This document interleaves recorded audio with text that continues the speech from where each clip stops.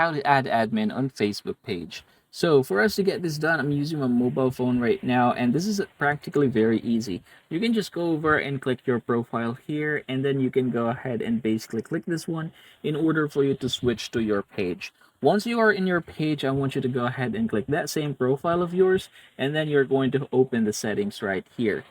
Now, once you have opened the settings, go ahead and click here in the search bar, and what you're going to look for is page access. There you go. So go ahead and click this one right here. And from here, there's going to be two things. One, you have here the Facebook access, and one, we have the task access. So what's the difference between them? So if you are going to go ahead and click this one right here, you should see the difference. So if you are going to talk about task access, these are just people who can switch into the page on Facebook, but they can manage a specific task only.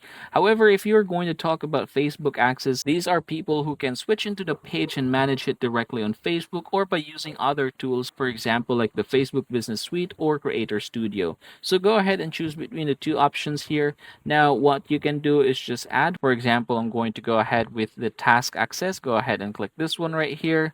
Click next, and then you can just go ahead and search them by their name. So I'm going to go ahead and try this one right here.